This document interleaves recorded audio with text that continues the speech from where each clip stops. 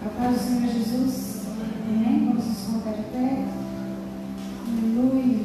Vamos dar início ao nosso culto desse domingo de celebração, de louvor e adoração ao Senhor. Quero convidar você a abrir a sua Bíblia no Salmos 19. Dizer para você que você é sempre muito bem-vindo. E quero dizer para você que bom que você chegou até aqui. Que bom que você veio. Que bom que juntos nós possamos nessa noite adorar e agradecer o nome do nosso Deus. Amém? Que você possa oferecer o seu melhor culto ao Senhor nessa noite, com o coração quebrantado, entregue, contrito, em reconhecimento do senhorio dele, esse Deus que tem cuidado de você e de mim. Um Deus que não nos deixa e não desiste de nós nunca. E como eu sempre digo, quando você chegou aqui, Ele já te esperava, já te aguardava. E é certo que algo especial Ele tem para ministrar no teu coração. Por isso que você possa nessa noite ter o seu coração quebrantado na presença dEle.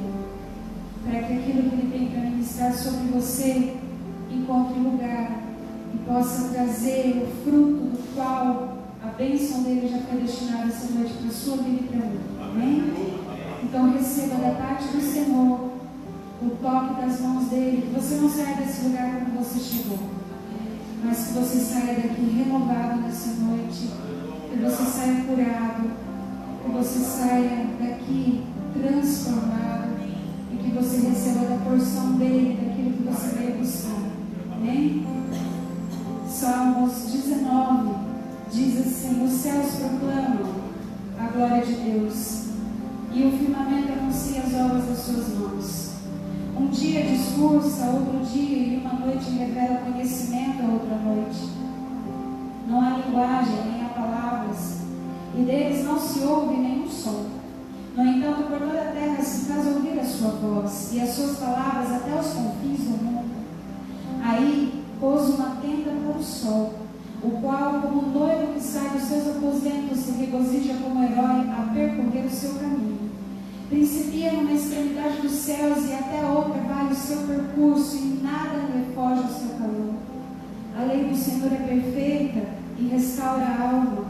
O testemunho do Senhor é fiel e dá sabedoria aos simples. Os preceitos do Senhor são retos e alegram o coração. O mandamento do Senhor é puro e ilumina os olhos. O temor do Senhor é límpido e permanece para sempre. Os juízos do Senhor são verdadeiros e todos igualmente justos. Que lindo esse salmo, amém? Coloque a sua Bíblia aí na sua cadeira. Tenha o seu momento com o Senhor. Você que está em casa também, tenha o seu momento de consagração ao Senhor esse culto. Entregue a Ele o seu melhor culto nessa noite. É culto de ceia do Senhor. É culto de trazer à memória aquilo que pode nos dar esperança. E a nossa esperança é Jesus Cristo que virá nos buscar. Amém? Essa é a nossa esperança. Então traga à tua memória isso, que é certo que Ele vem. Coloque o seu coração, ore, tenha o seu momento com Deus. Fala: Senhor, muito obrigado por essa semana que passou. Nós te agradecemos por tudo que o Senhor fez, Deus. Nós nem sabemos dos livramentos que o Senhor nos deu, mas é certo que o Senhor nos deu, porque o Senhor é o Deus que nos guarda. A tua palavra diz que o Senhor não dorme, constantemente está nos guardar, não dormir no guarda de Israel. A tua palavra diz, Deus, que constantemente o Senhor está a trabalhar na nossa vida. A tua palavra diz que o Senhor é aquele que nos sonda e nos conhece verdadeiramente. Antes que os pensamentos cheguem à nossa mente, o Senhor conhece cada um deles e sabes exatamente o nosso deitar e o nosso levantar. Deus, por isso, nesta noite nós queremos louvar o Senhor, agradecer o teu nome, dizer para o Senhor que o Senhor é tudo que nós temos e é tudo que nós precisamos.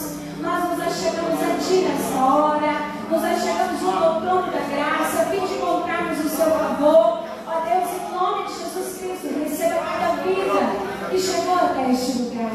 Tu conheces cada um pelo nome, e o Senhor sabe exatamente, ó Deus, o que cada um de nós necessita receber da parte do Senhor nessa noite. Por isso, Pai, em nome de Jesus, fique à vontade no nosso meio. Passeia por entre essas cadeiras, Jesus. Toca em cada coração que aqui está. E receba na nossa vida, Deus, o nosso culto agradável ao teu coração.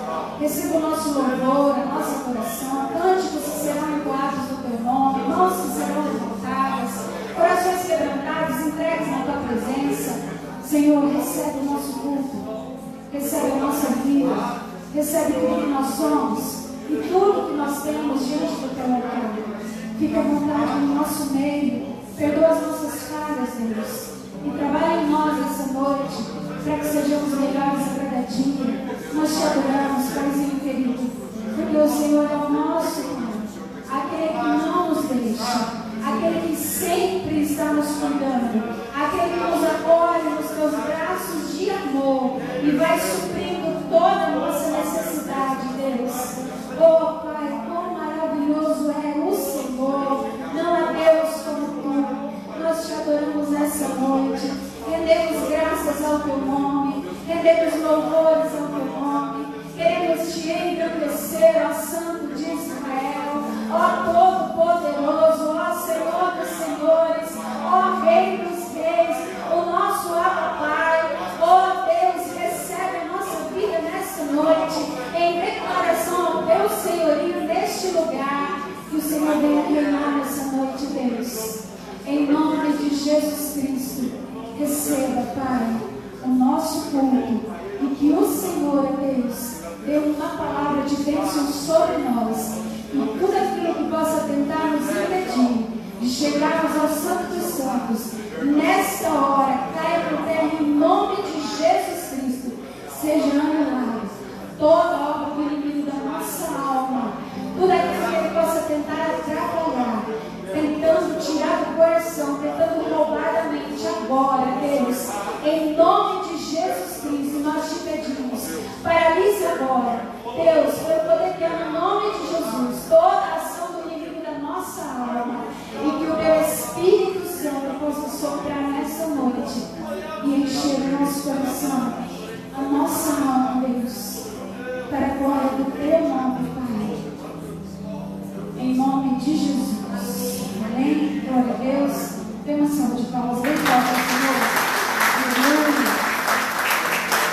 Eu quero te convidar a louvar ao Senhor juntamente comigo. Amém?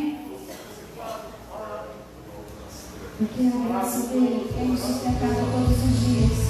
Eu convido você a louvar ao Senhor com suas palmas, a me ajudar no louvor. Aumenta um pouquinho para mim, Paulinho. Aleluia. Agora é de todo o teu coração. Amém? Aleluia, Jesus.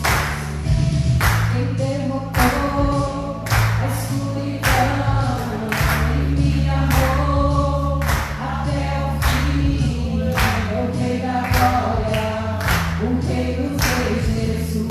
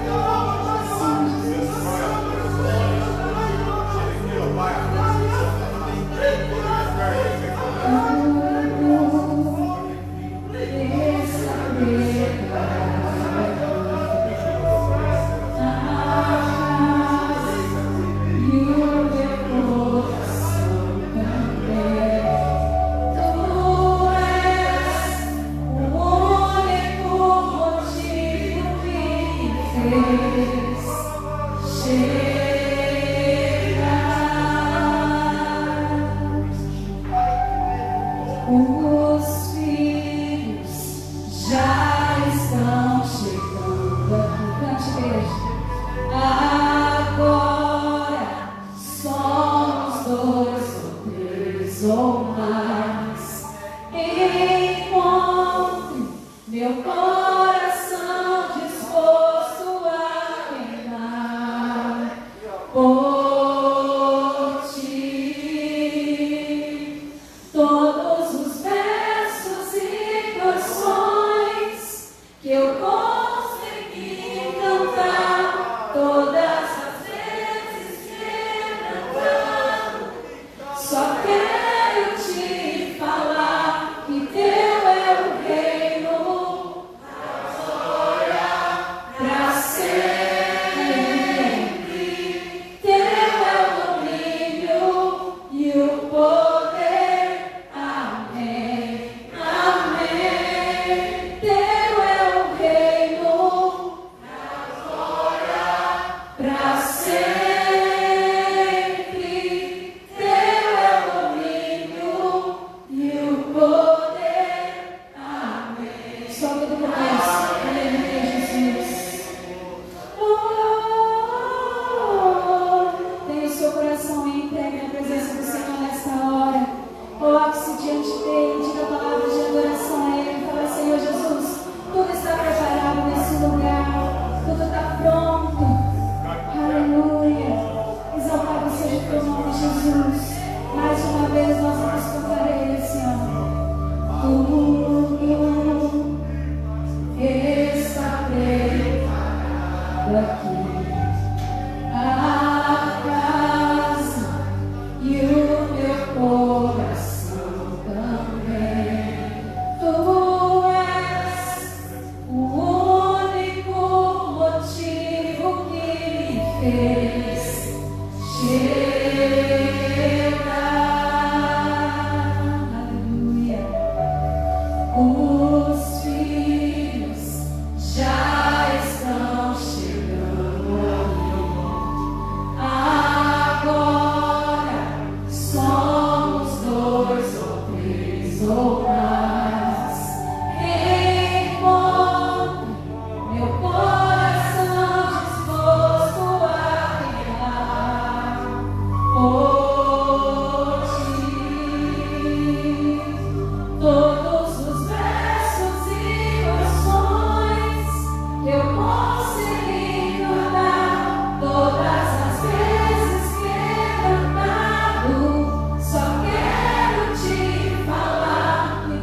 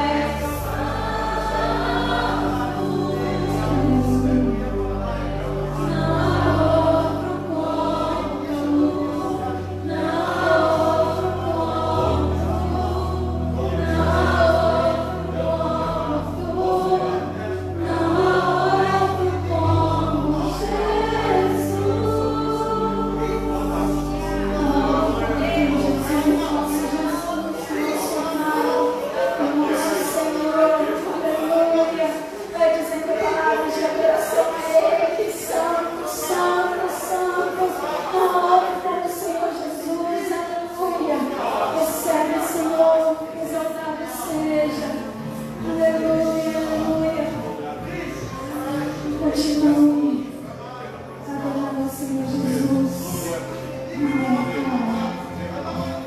Todo ser vive, louve o nome do Senhor. Toda criatura se derrame aos seus pés.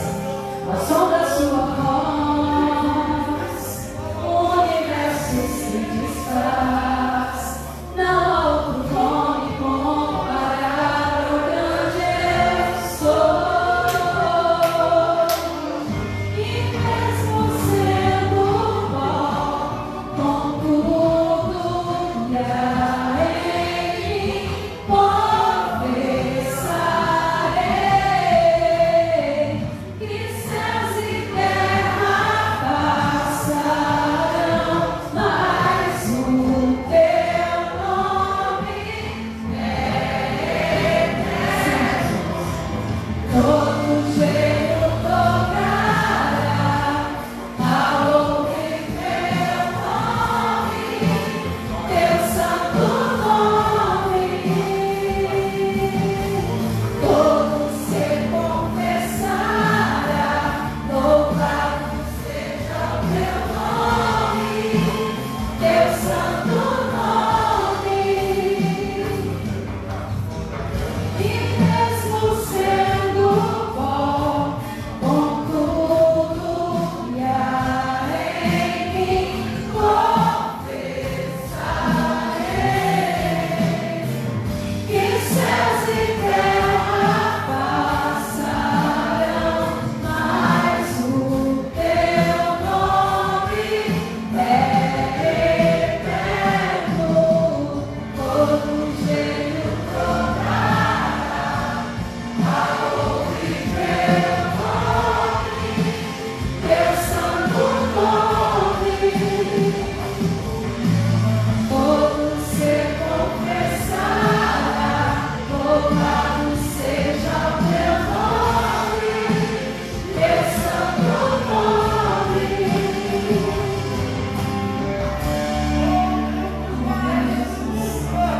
Todo joelho vai se dobrar na tua presença, toda língua confessará que o Senhor é Deus.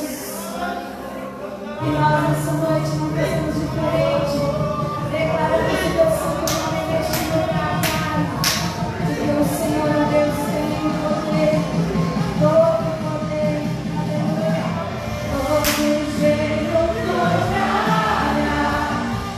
ao ouvir teu nome, teu santo nome.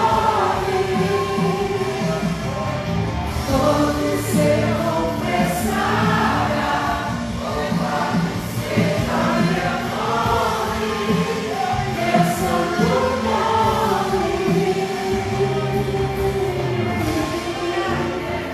Nós adoramos o teu nome, Senhor Jesus. Aleluia. Glória a Deus. Glória a Deus. Queridos, vamos orar pela nossa semana. Dê a mão para a sua família, se você tem família aqui hoje. Se não, você pode orar sem pegar a mão de ninguém. E vamos orar consagrando ao Senhor a nossa semana, a nossa vida, no nome de Jesus. Pai, nós queremos nos apresentar diante do trono da oração, do altar da oração, e queremos consagrar ao Senhor a nossa semana. O Senhor está no nosso amanhã, Pai. O Senhor sabe o que esta semana trará. Por isso nós oramos e consagramos a nossa semana ao Senhor. Clamamos e pedimos em nome de Jesus que o Senhor coloque a tua mão sobre nós, que o Senhor coloque a tua mão sobre a nossa casa, sobre a nossa família, que o Senhor nos abençoe, que o Senhor nos fortaleça, que o Senhor nos sustente, ó Deus, ó Pai, com a destra da tua mão, e o Senhor, ó Pai, ó Deus, cumpra em nós o teu querer e a tua vontade. Nós sabemos que a nossa guerra, a nossa luta não é contra carne e sangue, por isso, ó Deus, nós levantamos a nossa voz em oração, unidos, ó Deus, com a tua igreja, e, ó Deus, clamamos, pedindo que nenhuma arma forjada contra a nossa vida venha prosperar antes do Senhor, possa frustrar todos os planos de Satanás contra a nossa vida. Nós oramos pela nossa nação, oramos pelo nosso estado, pela nossa cidade, pela nossa igreja, e pedimos, ó Deus, a promessa do Senhor, que o Senhor nos ajude, ó Deus, ó Pai, que o Senhor marque a nossa entrada e a nossa saída, aonde nós colocamos as mãos, os pés, ali o Senhor ordene a tua bênção, que o Senhor acampe ao nosso redor os teus anjos, e que o Senhor dê ordem aos teus anjos acerca da nossa vida, e a tua palavra, Deus, ó Pai, se cumpra em nós. É a oração que nós fazemos nesta noite. Hoje é o nosso primeiro culto, ó Deus, ao Senhor, e aqui, ó Deus, nós oramos e consagramos, ó Pai, a nossa vida, e nenhuma doença, nenhuma enfermidade, nenhuma virose, ó Deus, alcance a nossa vida, a nossa casa, antes o sangue de Jesus tenha poder para repreender e guardar a nossa vida, Pai. Nós depositamos a nossa fé, a nossa esperança no Senhor, e clamamos e pedimos a tua bênção em nome de Jesus. Se você crê, diz amém. Olha para a pessoa que está perto de você, que a tua semana seja abençoada no nome de Jesus. Vamos cantar mais um hino. Se você trouxe ao Senhor o seu dízimo, a sua oferta, o gasofilaço está aberto para você. Continue com seu coração adorando ao Senhor. Continue, feche seus olhos. Continue dizendo palavras, porque grande é o Senhor. Ele é muito digno de louvor, Ele é Deus.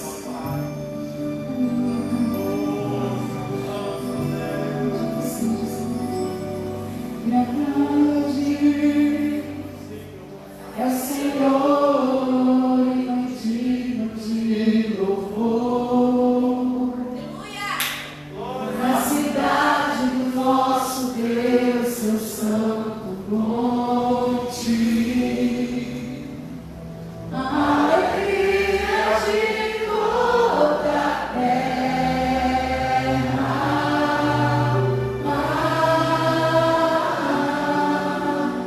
Grande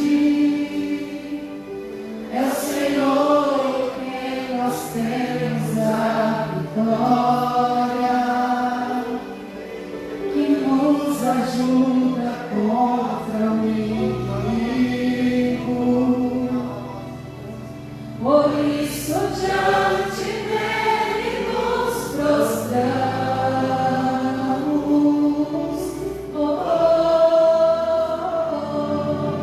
Queremos o teu nome engrandecer e agradecer-te por tudo em nossas vidas. Confiamos em teu infinito amor. Pois tu és o Deus eterno, Senhor da terra e céu. Te agradecemos pela tua grandiosa obra no nosso coração, Senhor. E nós queremos dizer que nós precisamos de ti, Deus. Que poderoso Espírito Santo, Pai. Grande é o Senhor e motivo de louvor. Na cidade do nosso Deus, seu santo monte. A alegria de toda a terra.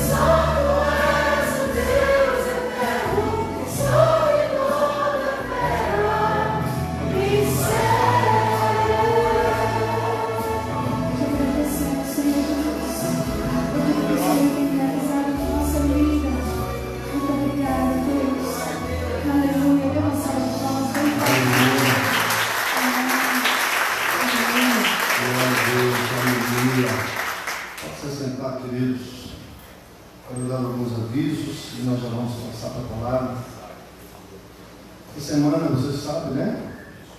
A igreja está aberta das 13 às 17, se você precisar de alguma coisa. Nós estamos à disposição, eu, a pastora, Camila, só você ligar, ou pode vir direto aqui, na medida do possível, nós estamos aí para ajudar vocês. Terça-feira nós temos estudo, nós mudamos o tema, acabou o tema de Apocalipse, passamos para as disciplinas espirituais, estamos estudando sobre isso. Eu aconselho você a estar conosco, né? Tem sido rápido por causa da questão do Covid, precauções, tem sido das 19 às 20 horas, então você pode estar conosco, tem sido rápido, dinâmico, mas é importante. A Bíblia diz que nós erramos porque não conhecemos das Escrituras e o poder de Deus. Então vem estudar a palavra do Senhor. Quinta-feira às 19 horas temos o nosso culto de oração. Você também está convidado a estar conosco orando. E lembre-se, faça guerra em tempo de paz. Não precisa esperar acontecer nada. Tenha uma vida de oração. Como nós estamos estudando na terça-feira, a importância das disciplinas espirituais. Então, aprenda a palavra, pratique a palavra, né, para que você possa ser bem sucedido na sua caminhada, no nome de Jesus. Está bem? Tranquilo? Nós temos a visita aqui do Luiz Alberto, da Giovana, vieram lá de Jaú. O Luiz e a Giovana se converteram lá comigo quando nós pastoreávamos lá, abrimos a igreja. Eles se converteram, batizaram, casaram, tiveram filho. São filhos queridos, amados, né? E estava com saudade, meio viajar 4 horas, tá vendo? Você pegar a estrada, 4 horas de viagem, veio ficar com a gente esse final de semana, viu? É sempre muito bom ter vocês com a gente. Deus abençoe. Leva um abraço para o pai, para a mãe. Bom, está também o meu amigo de longa data, Chechel, Daniel, a Ana. Sempre bom ter vocês aqui, né? Volte sempre, até você ficar. Tem mais alguém me visitando hoje? Eu não vi? Não, né? Todo mundo de casa, da família. Deus nos abençoe a nossa semana. Amém, queridos? Vamos falar da mesa da ceia. Você sabe que na mesa da ceia eu não prego sobre o tema. Desde quando eu estou à frente de igrejas, eu sempre uso a ceia para falar da ceia, da importância da ceia, da mesa da ceia. É importante você entender porque eu sempre prego sobre a mesa. Porque a Bíblia diz que aqueles que se aproximam da mesa sem discernir a mesa, ele toma, ao invés de tomar bênção, saúde, força e proteção, ele acaba tomando maldição. Porque a Bíblia diz que quem toma da mesa sem discernir o corpo, ele acaba arrumando um problema ao invés de uma solução. Por isso que é importante você tomar a mesa. Às vezes as pessoas falam assim: ah, pastor, às vezes a palavra da ceia fica muito pesada. Mas a questão não é que ela é pesada, é que a igreja precisa discernir a mesa para não cair no engano de que você pode se aproximar da mesa de qualquer forma, de qualquer maneira. E a própria Bíblia diz que não é bom isso. É bom que você discirna, entenda. Não é só um pãozinho com um copinho de suco. É muito mais do que isso. É um símbolo. É o símbolo de algo que é muito profundo, muito sério e muito verdadeiro. Então, nós vamos meditar. Eu queria que você abrisse sua Bíblia em Levítico 16. Liga para mim esse ventilador aqui, por favor. Vou ver se dá para. Ventilador, ele resolve um problema meu, que é o calor. E ele me dá um outro problema, que é que eu perco a voz com ele. Mas vamos ver se. Só esse só. Esteja feliz desligado por enquanto. Você achou? Lucas 16? Ou perdão, Levítico. Levítico 16, você encontrou? Nós vamos ler assentados. É um texto relativamente longo. Aí você vai me perguntar assim: pastor, mas Levítico fala da ceia? Fala. Levítico fala, no capítulo 16, presta atenção no que eu vou te falar. Se você compreender o capítulo 16 do livro de Levítico, você vai entender plenamente a obra de Jesus e a mesa da ceia. Porque é um texto onde a simbologia da mesa da ceia está expressa em pessoas, personagens, atos e circunstâncias, e faz você entender muito claramente qual é o significado da obra de Jesus. Levítico 16 diz assim, verso de número 1: Falou o Senhor a Moisés, depois que morreram os 2 filhos de Arão, tendo chegado aqueles diante do Senhor. Então disse o Senhor a Moisés: Dize a Arão, teu irmão, que não entre no santuário em todo o tempo, para dentro do véu, diante do propiciatório que está sobre a arca, para que não morra, porque aparecerei na nuvem sobre o propiciatório. E então Arão no santuário, entrará Arão no santuário com isto: um novilho para oferta pelo pecado e um carneiro para o holocausto. Vestirá ele a túnica de linho sagrada, terá as calças de linho sobre a pele, cingir-se-á com um cinto de linho e se cobrirá com mitra de linho. São estas as vestes sagradas. Banhará o seu corpo em água e então as vestirá. Da congregação dos filhos de Israel tomará 2 bodes para oferta pelo pecado e um carneiro para o holocausto. Arão trará o novilho da sua oferta pelo pecado e fará fixação por si e pela sua casa. Também tomará ambos os bodes e os porás perante o Senhor, à porta da tenda da congregação. Lançará sorte sobre os 2 bodes, um para o Senhor e a outra para o bode emissário. Arão fará chegar o bode sobre o qual cair sorte para o Senhor e oferecerá por oferta pelo pecado. Mas o bode sobre que cair a sorte para o bode emissário será apresentado vivo perante o Senhor, para fazer expiação por meio dele e enviá-lo-ei ao deserto como bode emissário. Arão fará chegar o novilho da sua oferta pelo pecado e fará expiação por si pela sua casa. Imolará o novilho da sua oferta pelo pecado. Tomará também de sobre o altar o incensário cheio de brasas de fogo diante do Senhor, e 2 punhados de incenso aromático bem moído, e o trará para dentro do véu. Porá o incenso sobre o fogo perante o Senhor, para que a nuvem do incenso cubra o propiciatório que está sobre o testemunho, para que não morra. Tomará do sangue do novilho e com o dedo aspergirá sobre a frente do propiciatório, e diante do propiciatório aspergirá 7 vezes do sangue com o dedo. Depois imolará o bode da oferta pelo pecado, que será para o povo, e trará o seu sangue para dentro do véu, e fará com que o seu sangue, e fará com o seu sangue como fez com o sangue do novilho, aspergiu-á no propiciatório e também diante dele. Assim fará expiação pelo santuário por causa das impurezas dos filhos de Israel e das suas transgressões e de todos os seus pecados. Da mesma sorte fará pela tenda da congregação que está com eles no meio de suas impurezas. Nenhum homem estará na tenda da congregação quando ele entrar para fazer propiciação no santuário, até que ele saia depois de feita a expiação por si mesmo, pela sua casa e por toda a congregação de Israel.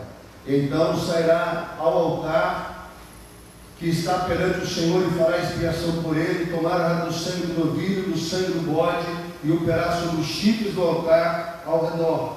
Do sangue aspergirá com o dedo 7 vezes sobre o altar, e purificará e santificará as impurezas dos filhos de Israel. Havendo, pois, acabado de fazer expiação pelo santuário, pela tenda da congregação, pelo altar, então fará chegar o bode vivo.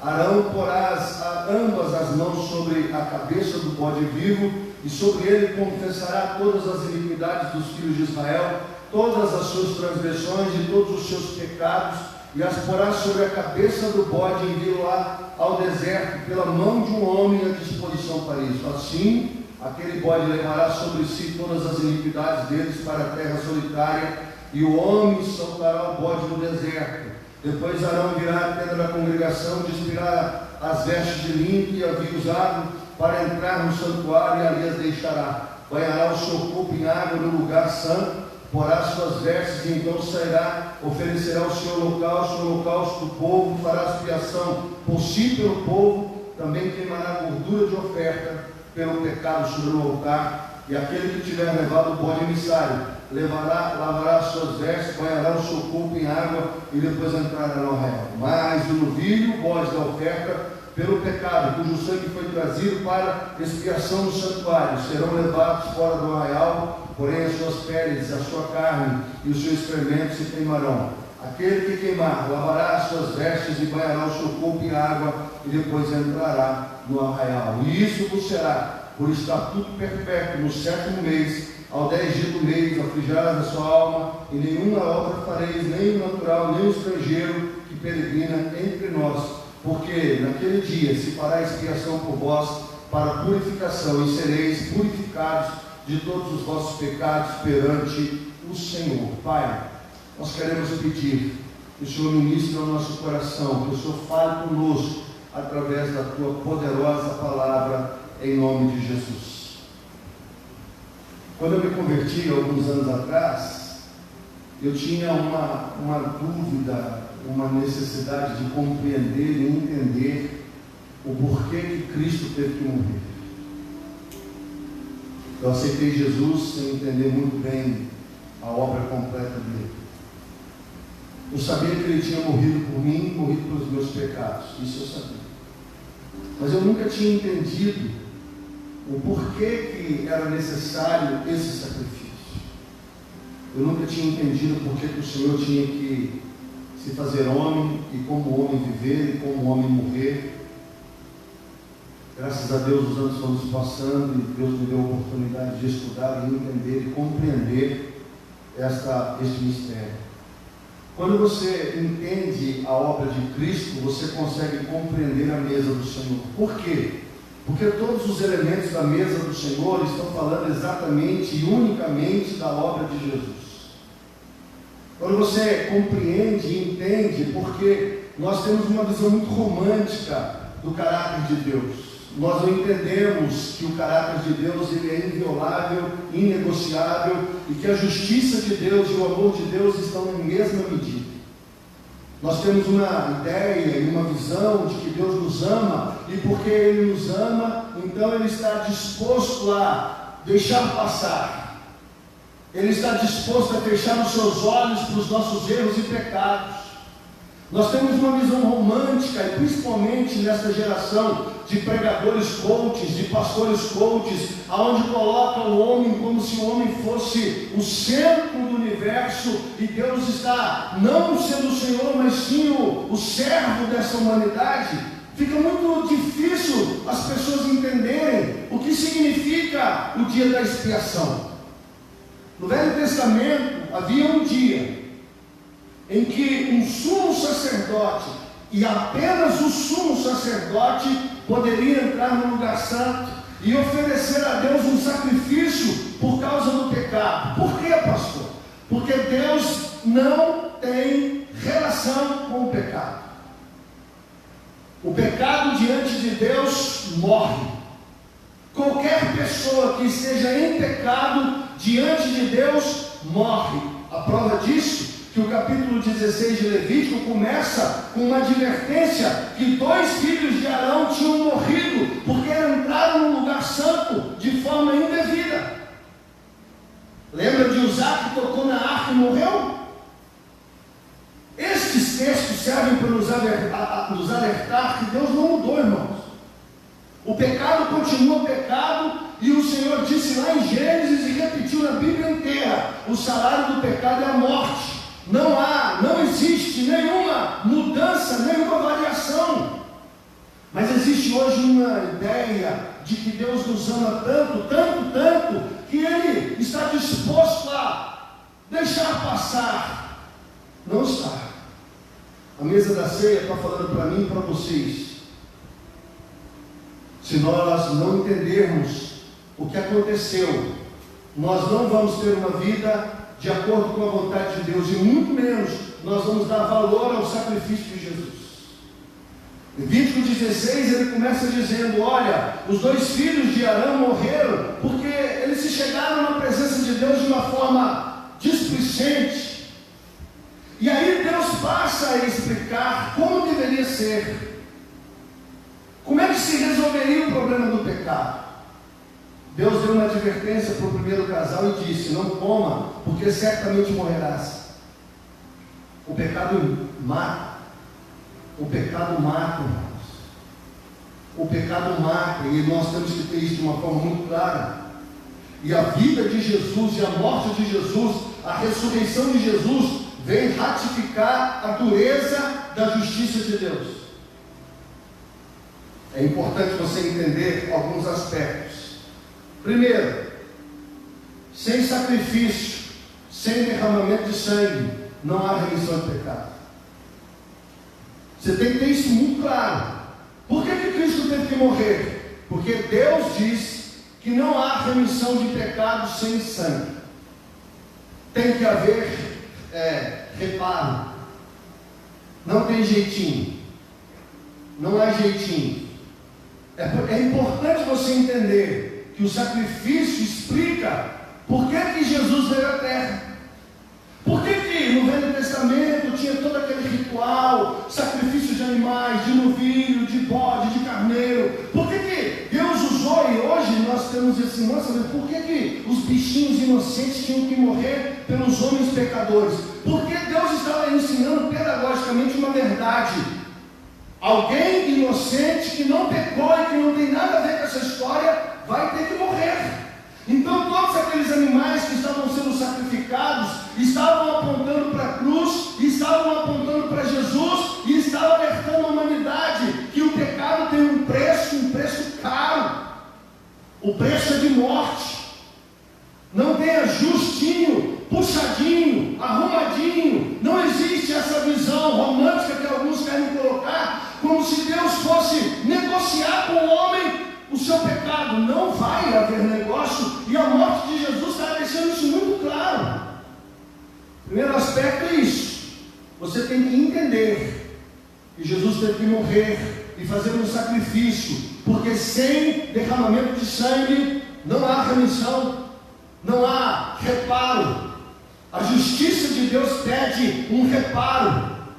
Não adianta só você pensar assim: Deus vai dar um jeito. Não, Deus está pedindo para o homem um reparo. O que acontecia no dia da expiação? O homem, toda a nação de Israel ia para Jerusalém e todos eles iam lá oferecer sacrifícios pelos seus pecados. Mas uma vez por ano, o sumo sacerdote tinha que entrar e oferecer sacrifícios, primeiro por si, pela sua casa, depois pela família e depois pela nação.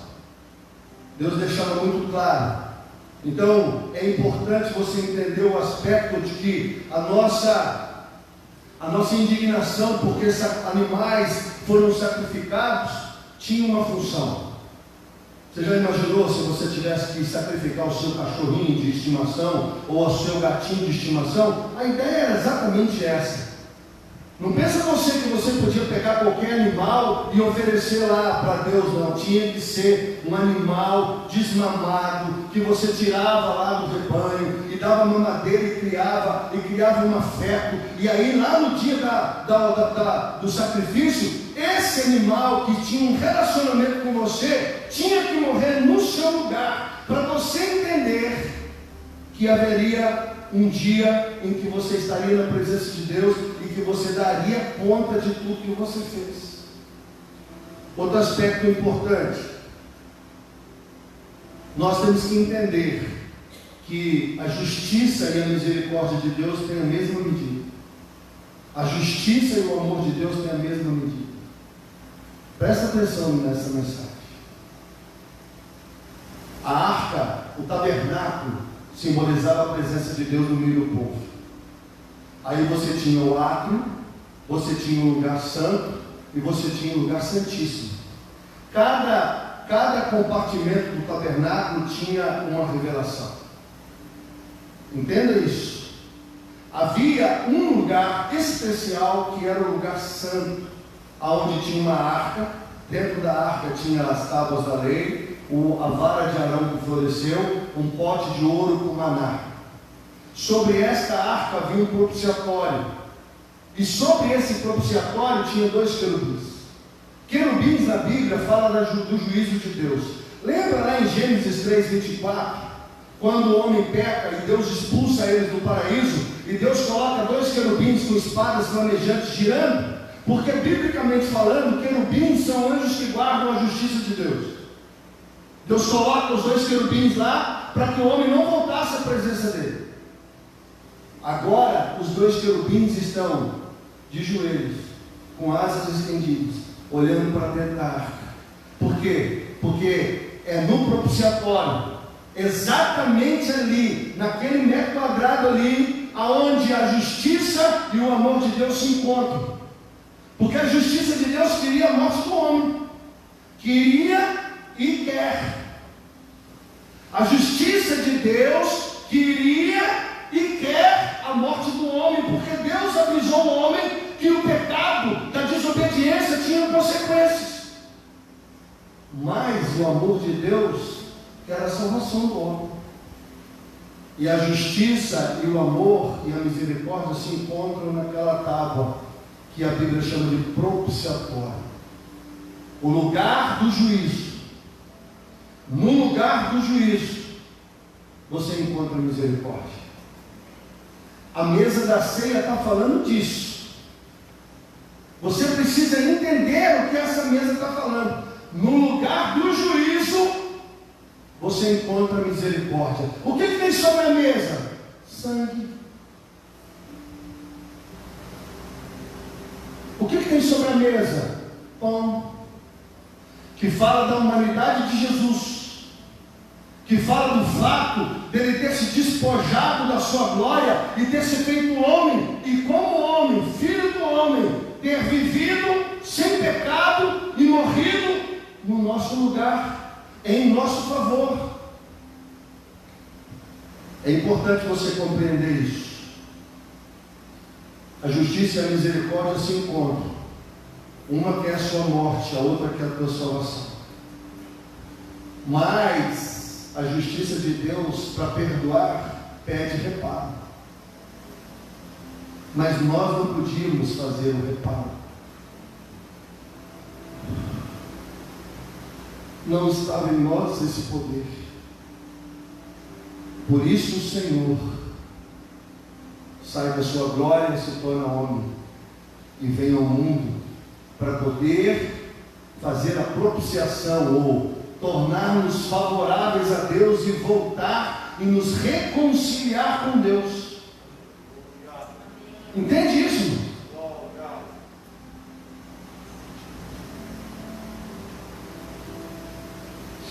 É necessário você entender que o pecado é incompatível com o caráter de Deus. Por isso que havia necessidade de morte. Entrou na presença de Deus de forma indevida, morre. Antes de Jesus, ninguém viu a Deus, porque qualquer homem que vivisse a Deus morreria. Êxodo 33 está aí, quando Moisés fala: Senhor, eu gostaria de ver a tua glória. E ele disse: homem algum veria a minha glória e viveria. E colocou Moisés na fenda da rocha, que é uma tipificação de Cristo, para que, passando Deus, ele pudesse ver Deus pelas costas. Mas depois da cruz, as coisas mudaram. Não por nós e nem pelos nossos,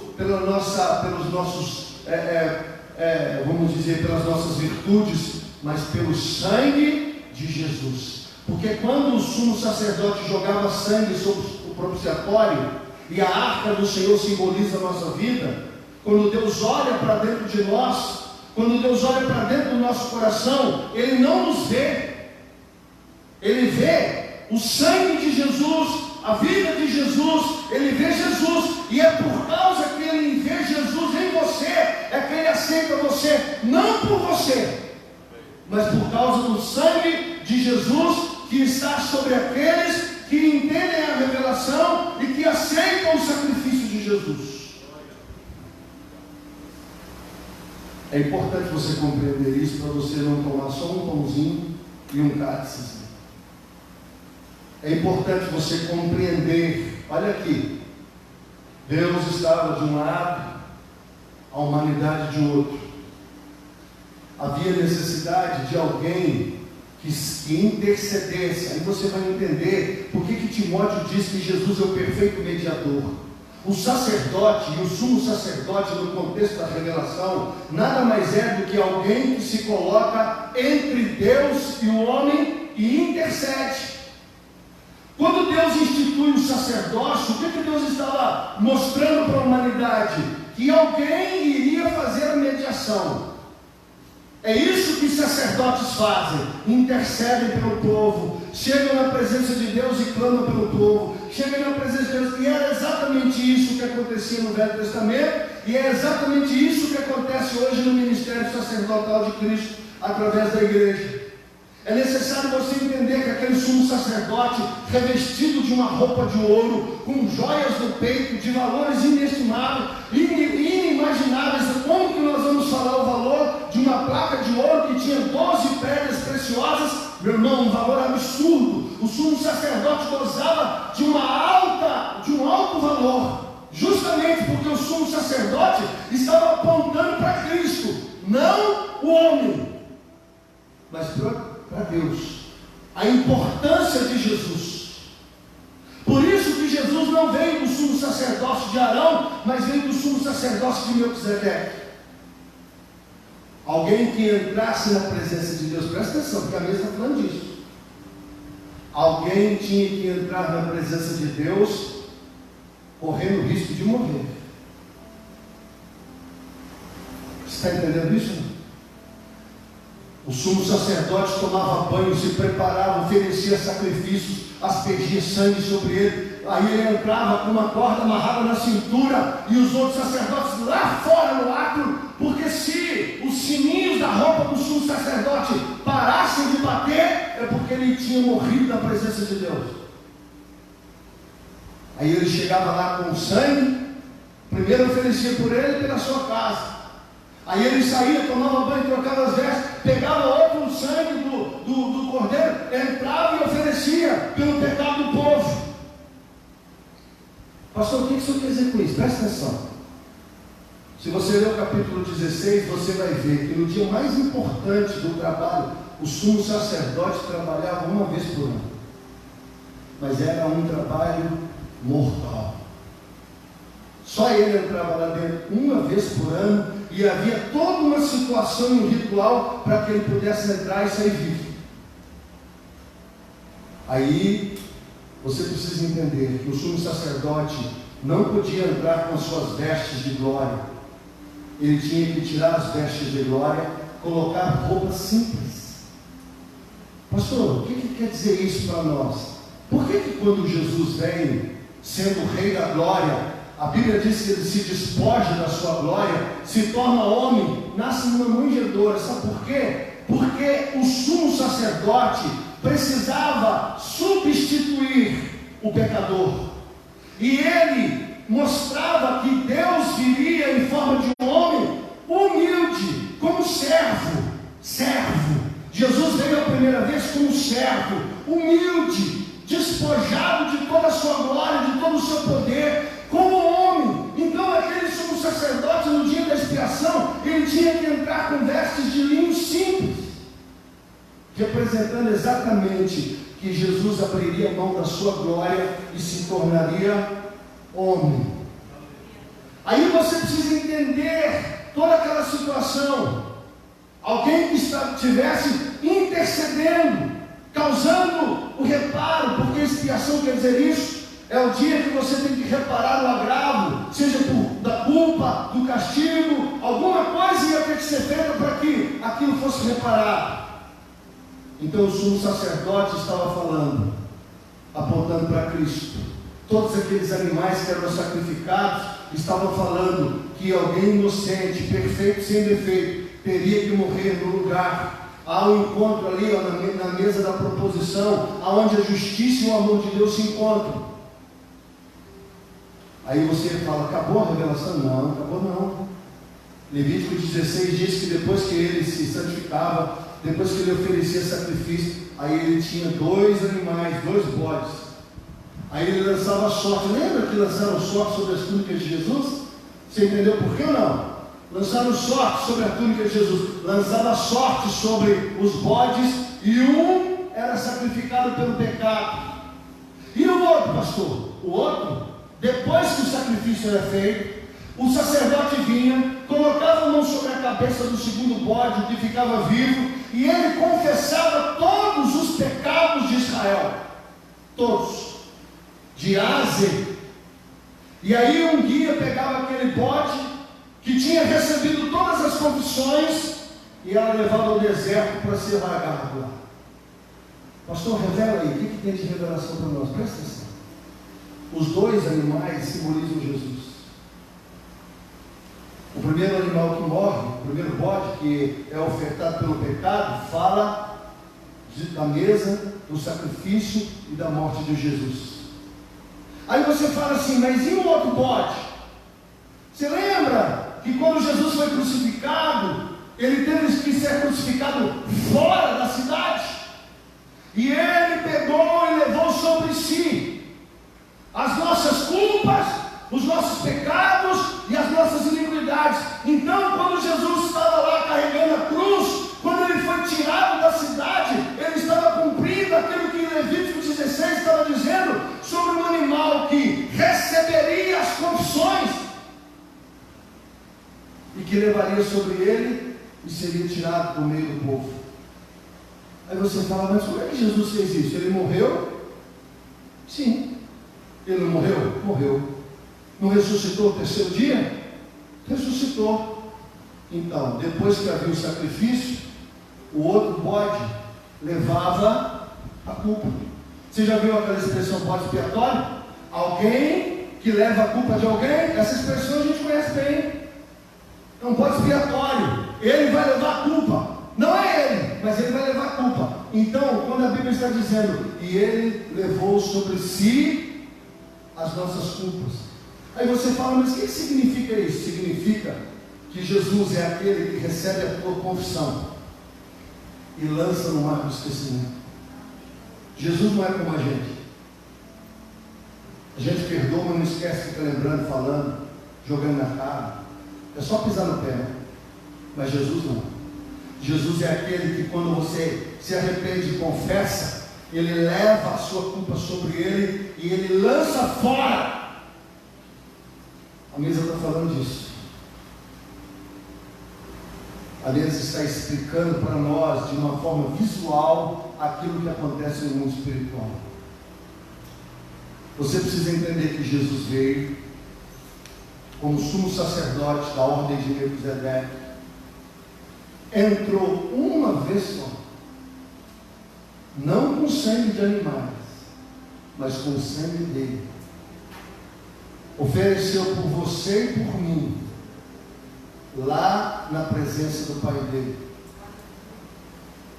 Aí você fala assim, então, já que Jesus morreu por mim, eu estou salvo. Não.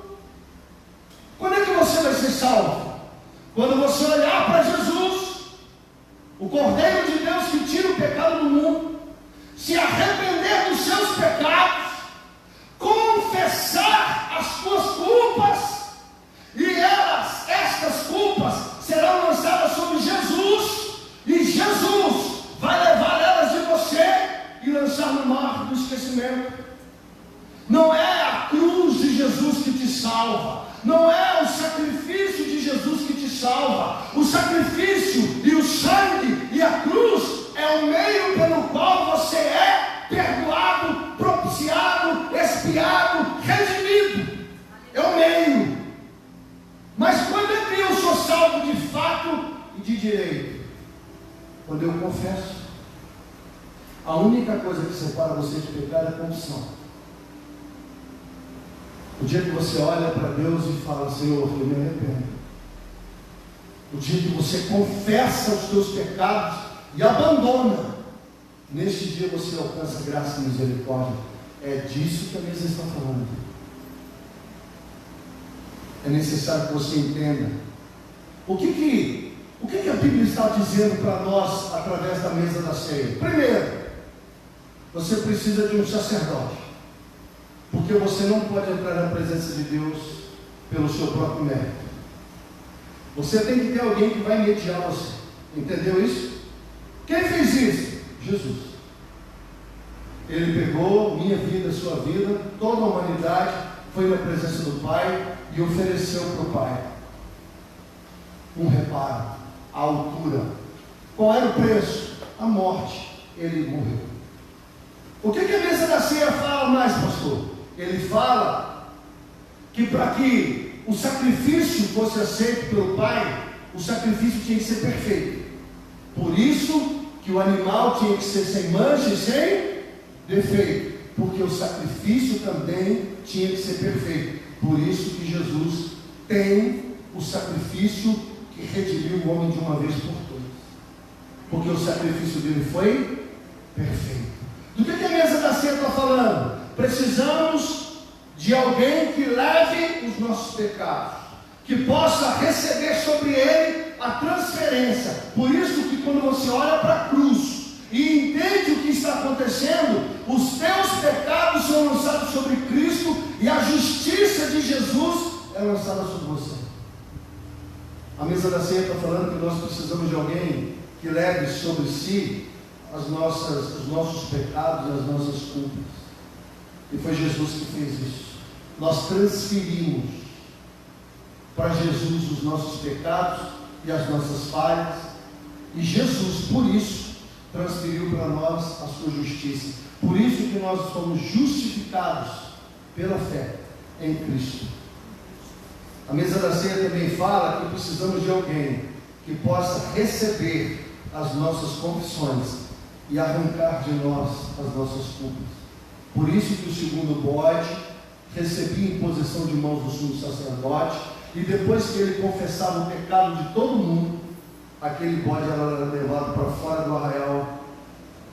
Jesus, depois que ele morre, ele ressuscita ao terceiro dia, e ele cumpre a segunda parte do sacrifício, levando sobre ele as nossas culpas e os nossos pecados. Mas quando que isso acontece? Quando você entende, e quando você se arrepende, e quando você confessa, e quando você abandona o pecado. Por isso que você já me ouviu falar pelo menos umas 10, 15, 20 vezes. Quem está comigo aqui desde o início, pelo menos umas 48 vezes. Se você não está disposto a abandonar o pecado, se afasta mesmo.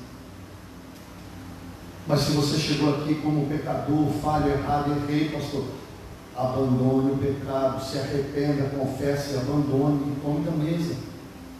Porque é exatamente isso que a mesa está falando.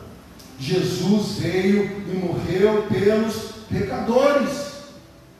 Jesus veio e morreu no seu lugar, em seu favor, para que a justiça dele viesse sobre você e os teus pecados fossem lançados sobre ele, para que ele arrancasse a culpa de você e você tivesse graça e liberdade de entrar no Santo dos Santos, não pelo sangue de bichos, mas pelo sangue de Jesus. Não, com ousadia. Olha aqui que Hebreus fala que nós devemos entrar com ousadia na presença de Deus, e a única certeza que nós temos é que ao entrar na presença de Deus, nós não vamos morrer, porque o sangue de Jesus está nos cobrindo.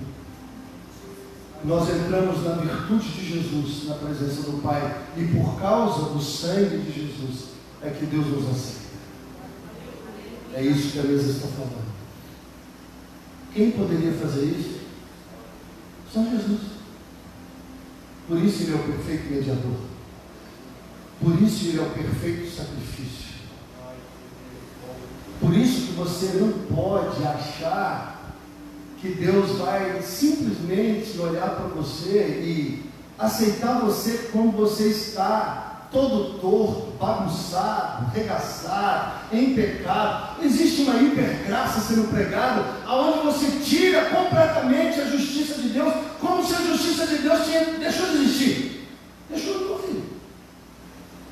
A prova disso é que Deus não poupou o Filho dele para reconciliar a gente com o Pai. Por isso isso a Bíblia diz que Jesus recebeu o ministério da reconciliação, nos reconciliou com Deus e deu à sua igreja o ministério da reconciliação, de pregar essa mensagem para outros, para que outros possam ser reconciliados. É muito mais do que filosofia, ideologia, ou paradigmas, ou paradoxos, ou questões de filosofia daquilo que eu acho, entendo ou penso sobre religião. Por isso Jesus disse: só há um caminho que leva você de volta ao Pai, só um caminho. E Ele disse: eu sou o caminho, eu sou a verdade, eu sou a vida. Por que Jesus? Porque foi o único que ofereceu o sacrifício perfeito. Ninguém mais ofereceu. Nós não somos salvos por Jesus porque Ele é o Filho de Deus. Não, não. Nós não somos salvos por Jesus porque Deus o Pai assim o quis. Também não. Nós não somos salvos por Jesus porque simplesmente Ele é Deus. Não. Nós somos salvos por Jesus porque foi Ele que se dispôs a pagar o preço da nossa expiação. Foi Ele que se dispôs a aceitar sobre Ele as nossas culpas. Foi Ele que se dispôs a assumir a disciplina e o castigo que Deus ia exercer sobre a humanidade. E é por isso que quando nós estamos em Cristo, nós não somos melhores que piores do que os outros. Mas a questão que eu já ouvi um monte de vezes: olha, tem gente dentro da igreja que é pior do que pessoas que estão no mundo. Filho, ninguém é salvo porque é bom, porque não há bom, só um que é bom. Você não é salvo porque você paga as suas contas em dias, ou porque você é trabalhador, ou porque você é bom pai, bom marido, bom empresário, bom trabalhador, bom filho. Filho, você não é salvo porque você tem justiça própria, ou porque você age certo. Você é salvo por causa do sangue de Jesus, que foi derramado na cruz. E esta mesa com suco e com pão está dizendo para mim e para você: se você não entender, Jesus morreu por todos, morreu, mas nem todos se salvam. Por quê? Porque lembra que o primeiro bode morreu pelos pecados? Mas quando que a culpa foi tirada? Quando houve confissão na cabeça do segundo bode. E quando o segundo bode foi levado para o deserto, e lá ficou. Se você não se arrepender e não confessar os seus pecados e abandonar, você não vai encontrar misericórdia. A mesa da ceia fala do encontro entre a justiça e a misericórdia. Quando você olha para Deus e fala: Senhor, é certo que nós morremos, e você recebe de Jesus uma palavra: eu morri por você, filho. Se arrependa, confesse e abandone. É uma mensagem muito simples, mas que muita gente não entende. O que é que a palavra do Senhor está dizendo, pastor? Abra comigo em Hebreus 10. Porque o livro de Hebreus, a carta aos Hebreus, explica de uma forma extraordinária essa situação. Agora, para a gente poder tomar da mesa do Senhor,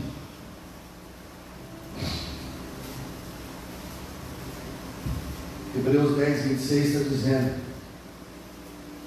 mesmo depois de ouvir essa mensagem do reverendo Júlio, explicando para a igreja, diante da mesa do Senhor,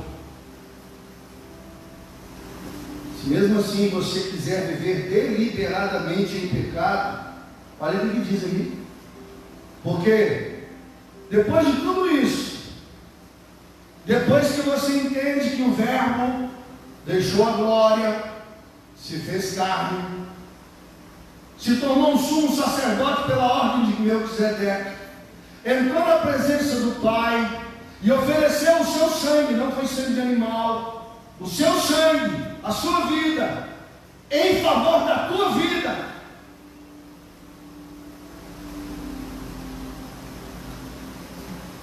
Se depois dessa revelação inteira, você quiser continuar vivendo na prática do pecado, porque eu vou explicar para a igreja, sei lá quanta, pela 10ª, 20ª vez, aqueles que são lavados e remidos no sangue de Jesus não são mais pecadores, eles são pecadeiros.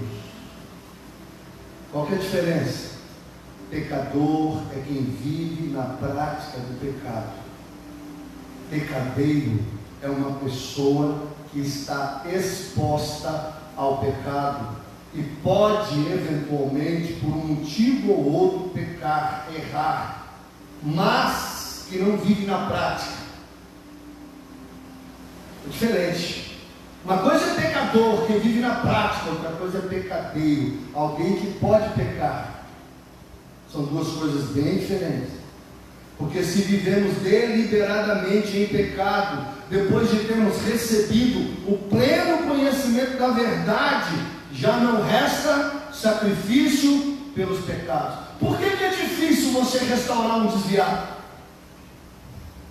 Meu filho, é mais fácil você levar 100 pessoas a Jesus do que você pegar um desviado e levar para Deus. Por que depois que o camarada perde o temor de Deus, quando ele cauteriza a consciência, ele começa a pecar de uma forma tão descarada? Porque não há mais o que fazer. Não existe mais nada. O sacrifício foi feito uma vez e não há outro sacrifício. Não há. Já foi feito. Pelo contrário, certa expectação horrível de juízo e fogo, vingador, prestes a consumir os adversários. Sem misericórdia morrem, pelo depoimento de 2 ou 3 testemunhas, quem tiver rejeitado a lei de Moisés. De quanto mais severo o castigo, julgais vós serem considerado digno aquele que calcou aos pés do Filho de Deus e profanou e desprezou o sangue da aliança, com o qual foi santificado, e ultrajou, envergonhou o Espírito da graça, porque toda esta mesa está pautada sobre o favor imerecido de Deus para com o pecador. E se mesmo diante da mesa, do sangue, do sacrifício, de tudo, do despojamento da glória e de tudo que Jesus fez, e se mesmo isso não te constranger, não existe esperança para você. Porque nada vai te constranger. Ora, nós conhecemos aquele que disse: a mim pertence a vingança, eu retribuirei, e outra vez o Senhor julgará o seu povo. Horrível coisa é cair nas mãos do Deus vivo. Você acha que o diabo é ruim? Eu tenho uma notícia para te dar. Encontra com a justiça de Deus que você vai. Você está achando que este mundo é ruim? Tenha um encontro com a justiça de Deus. Quando Davi peca, Deus começou a matar um monte de gente de Israel. E ele ficou desesperado, chamou os sacerdotes, os profetas e falou: olha, vamos oferecer um sacrifício a Deus para que a praga cesse. Aí Deus levantou o profeta e falou: fala para ele escolher espada, morte. Aí ele falou: dura coisa é cair na mão do Deus. Deus é justo, irmãos. E a Bíblia diz que Deus disciplina aquele que Ele ama, Ele não disciplina bastardo. Você está pensando que Deus está disciplinando bastardo? Não, Ele disciplina filho. A Bíblia diz que quem está sem disciplina é porque não tem amor. Porque se um pai não ama um filho, sabe o que ele faz? Mas a Bíblia diz que quem tem disciplina é porque tem amor. Porque Deus não quer que nós nos percamos. E é por isso que a mesa do Senhor está falando para mim e para você. Todas as vezes que vocês se reunirem, lembre-se do que eu fiz. O que o Senhor fez, pastor? Simplesmente morreu no seu lugar. Simplesmente. A Bíblia diz lá em Romanos 5 que o amor de Deus, ele é provado pelo fato de ele ter morrido por nós, sendo ainda nós pecadores. Por isso que você hoje, diante da mesa, o que você tem que fazer? Examine-se, o homem em si mesmo. Sabe por quê? Você já viu a pregação que diz que todos nós somos feitos reis, sacerdotes e profetas em Cristo? Porque hoje não há mais necessidade de um sumo sacerdote ou de um sacerdote humano em confessar os seus pecados. Não. Todos aqueles que recebem a cruz e o sacrifício de Jesus são sacerdotes. Sabe o que significa isso? Você mesmo intercede pelos teus pecados. Eu vou orar agora pela igreja, confessando o pecado da igreja. Examine-se, pois, o homem em si mesmo. Se o Espírito da graça de Deus falar ao teu espírito algo que você precisa consertar, arrepende-te, confessa e abandona. Se você não quer abandonar, eu te dou um conselho: não tome da mesa. Você nunca vai me ver proibindo ninguém de tomar ceia. Nunca proibi, em todos esses anos de igreja, de ministério, nunca. Eu simplesmente alerto e ensino você. Você quer tomar da mesa? Saiba o que a Bíblia está dizendo: quem toma da mesa displicentemente, negligentemente, quem profana a mesa do Senhor, toma juízo para si. Não, pastor, eu entendi. Então, meu irmão, a mesa do Senhor é alegria. Eu posso olhar para a mesa e falar: Deus, eu sou imperfeito, sou errado, sou falho, mas eu entendi tudo. O Senhor morreu por mim na cruz, e pelo sangue do teu Filho amado, eu posso adentrar a tua presença e dizer: Abba, Paizinho. Não por mérito nosso, mas pelo sangue de Jesus. Amém? Vamos ficar em pé.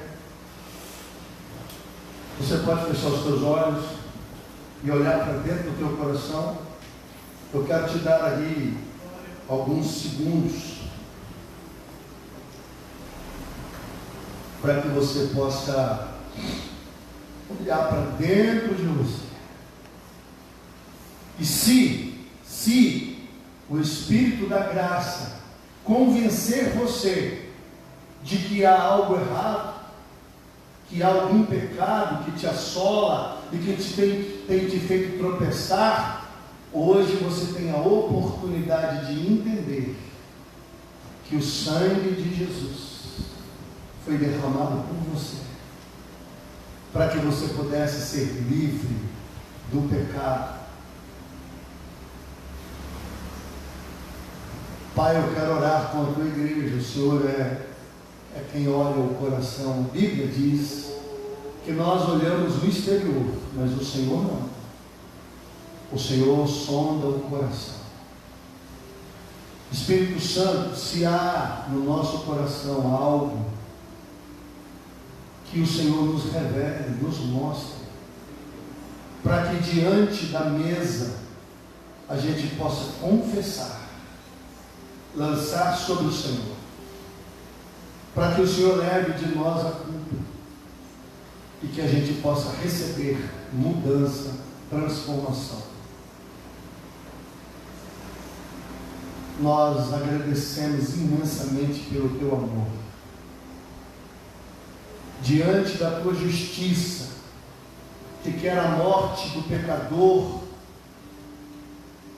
que quer a punição contra o pecado, olhar para Jesus é um bálsamo e saber que Ele expiou, propiciou, remiu os nossos pecados, levando sobre Ele mesmo, sobre o seu corpo. Este pão que está na mesa, Pai, simboliza o teu corpo, e o teu corpo fala exatamente disso.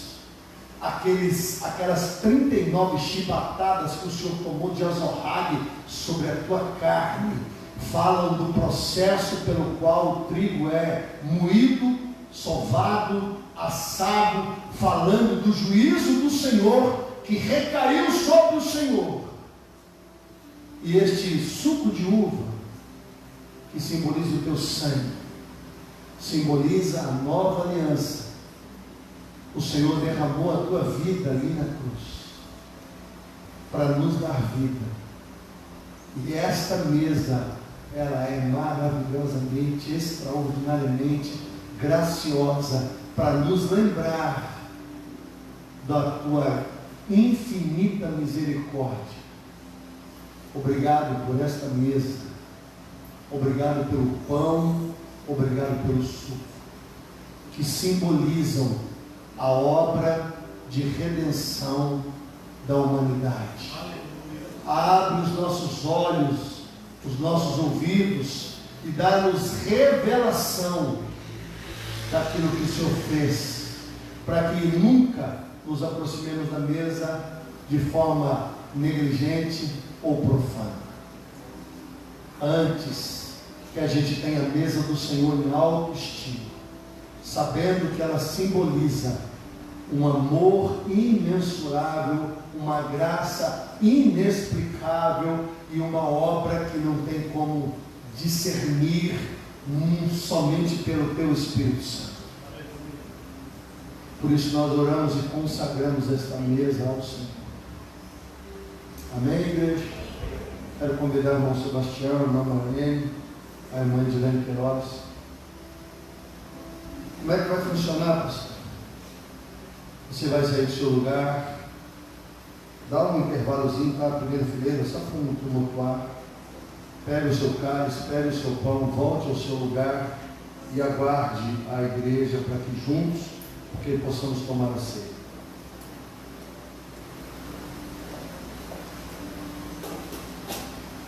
Aqui está o sangue de Cristo e o corpo de Cristo. Cuidado só com a câmera, tá? Tem que ficar no meio, tá? Todo mundo está de louco hoje. Sangue de Cristo, corpo de Cristo.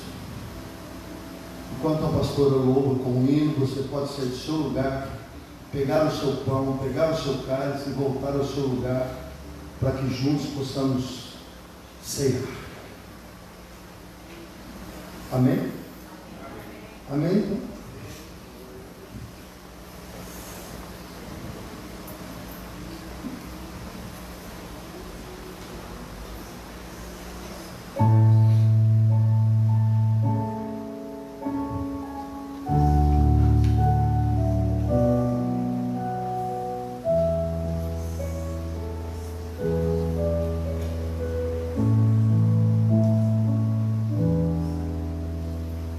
Vem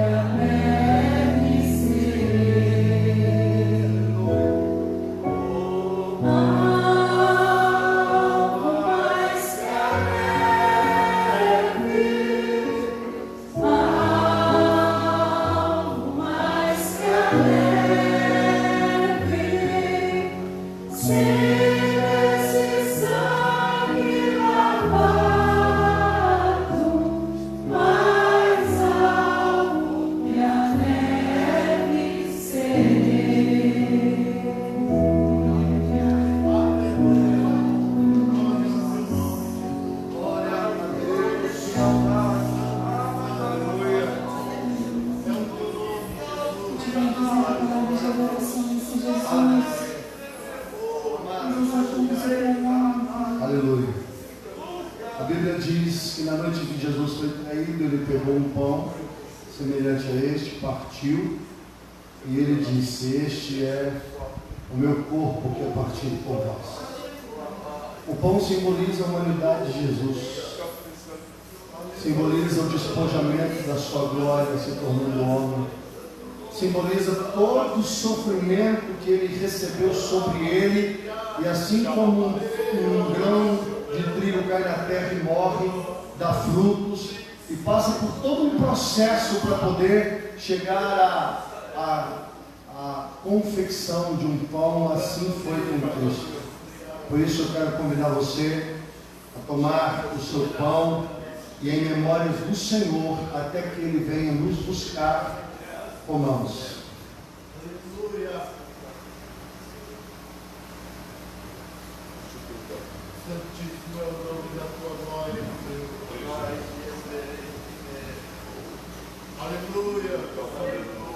Aleluias, glórias a Deus.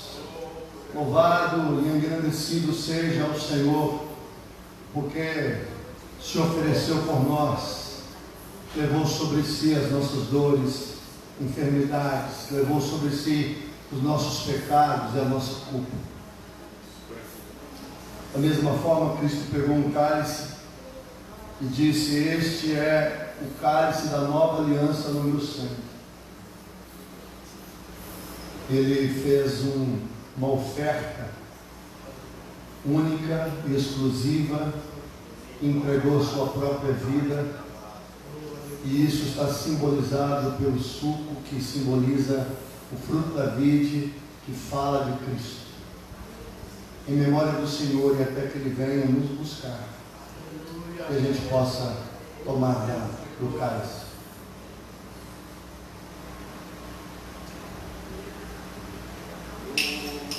Glórias e glórias e glórias nós te damos. Glórias.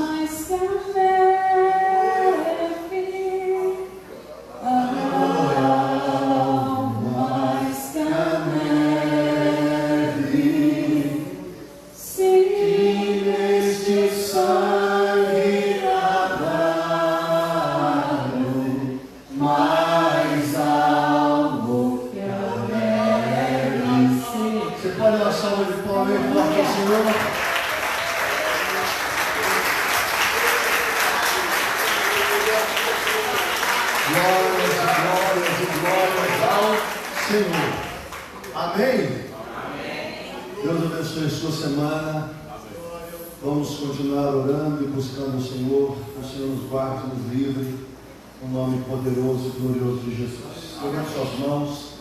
Pai, leva-nos ao nosso lar, debaixo da tua graça e da tua proteção.